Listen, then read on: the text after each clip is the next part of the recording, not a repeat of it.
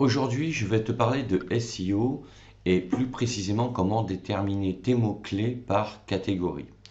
Alors, qu'est-ce que ça veut dire tes mots-clés?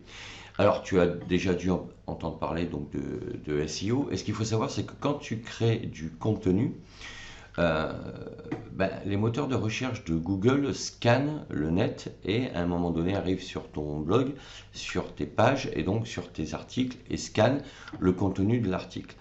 Et pour comprendre le mieux possible le contenu de ton article, il a besoin de repérer donc ce que l'on appelle des mots-clés. Alors toi sur ton site, comme je l'ai déjà évoqué dans d'autres vidéos, si tu as créé des catégories d'articles, toujours dans ta thématique, à ce moment-là, tu vas devoir créer des listes de mots-clés par catégorie. Et ensuite, ces mots-clés, tu vas pouvoir les intégrer dans tes articles. Et de cette manière, quand les robots Google scanneront donc tes pages et tes contenus, ils comprendront beaucoup plus facilement le contenu et à partir de là, ils pourront les afficher de manière mieux placée dans les résultats de recherche par rapport aux requêtes des internautes. Donc pour ce faire, ce que tu vas faire, c'est que tu vas lister tes catégories sur une feuille et par catégorie, donc par thème, tu vas par exemple lister toute une série de mots ou de mots-clés. C'est-à-dire qu'un mot-clé, ça peut être un mot seul ou une combinaison de plusieurs mots, d'accord? Ça peut être même, aujourd'hui, Google favorise même, j'allais dire, des mots-clés assez longs.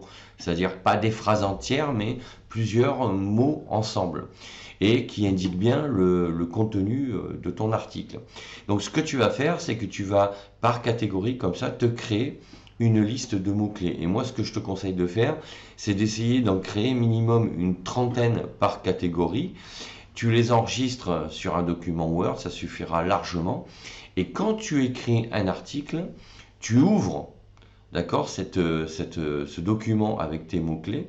Et de cette manière, tu les as sous les yeux et déjà tu iras plus vite, ça te donnera plus facilement des idées pour rédiger ton contenu et comme ça tu pourras comme ça les insérer dans tes articles. Alors ce qu'il faut savoir c'est qu'il faut que ça reste cohérent, il faut que ça reste logique, que tu fasses des phrases et qui soient intégrées dans des phrases donc de manière cohérente et il ne faut pas non plus surcharger de mots-clés tes contenus, parce que sinon Google va pas aimer à l'inverse. Alors le problème c'est qu'on ne connaît pas les critères précis de Google, puisqu'il y en a plusieurs centaines, mais voilà, en même temps il a besoin de décoder le contenu de ton article à travers ces mots-clés pour bien comprendre le thème que tu abordes, pour pouvoir le proposer au mieux en adéquation avec les requêtes que font les utilisateurs et les internautes. Donc tu vas faire ça et puis après, chaque fois que tu vas écrire des articles dans une catégorie, tu auras toutes tes listes. Donc ça peut donner ça par exemple, si tu prends... alors qu'est-ce que j'avais vu là comme catégorie? Voilà, si par exemple tu as un blog sur le voyage, donc ta catégorie, ça pourrait être par exemple destination, conseil voyage, hébergement ou itinéraire. Par exemple, là, tu as plusieurs catégories. Et comme ça, tu vas prendre destination. Et là, c'est simple, dans destination, tu vas lister le maximum de destinations que tu pourrais proposer, mais en utilisant le terme destination. D'accord? C'est ton mot-clé, pardon, racine, et à partir de là, tu vas constituer une trentaine de mots-clés par rapport à ce terme. Tu vas faire pareil avec conseil de voyage, donc là c'est un mot composé, et là pareil, donc tu vas rédiger une liste de 30 mots-clés en prenant cette base comme mot-clé racine.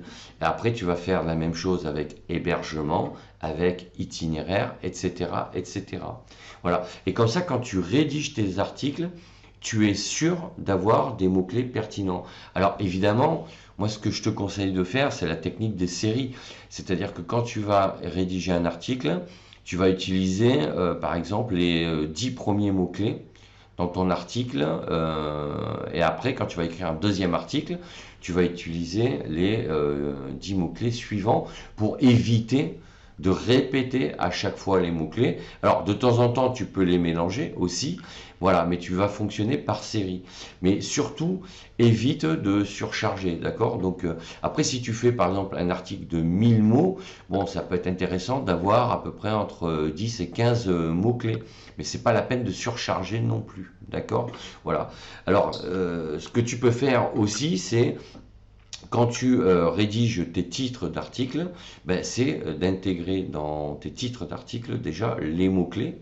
Et quand tu rédiges tes titres de chapitres d'articles, à ce moment-là, tu vas aussi intégrer tes mots-clés. Donc voilà ce que je voulais dire sur comment tu peux de manière judicieuse utiliser tes mots-clés. C'est-à-dire que tu vas les préparer, tu vas les rédiger. Déjà, d'une part, tu les auras en tête, et puis à force, tu vas les mémoriser. Tu n'auras peut-être plus besoin d'aller les chercher sur ton document. Et comme ça, ben, tu as plus de chances que les robots de Google qui scannent Internet, qui vont scanner ton blog et tes pages, ben, comprennent mieux ce qu'ils contiennent pour les mettre en adéquation avec les requêtes de recherche des internautes dans les résultats de recherche. Donc voilà ce que je voulais dire. N'hésite pas à me dire en commentaire si toi, tu as déjà commencé à travailler sur cette technique SEO. N'hésite pas à mettre un pouce bleu vers le haut, à t'abonner à ma chaîne et sache que tu peux télécharger gratuitement mon guide Devenir formateur en ligne sur mon blog Cap sur vous. Tu as tous les liens dans la description de la vidéo. Je te dis à bientôt pour d'autres sujets. Ciao, ciao.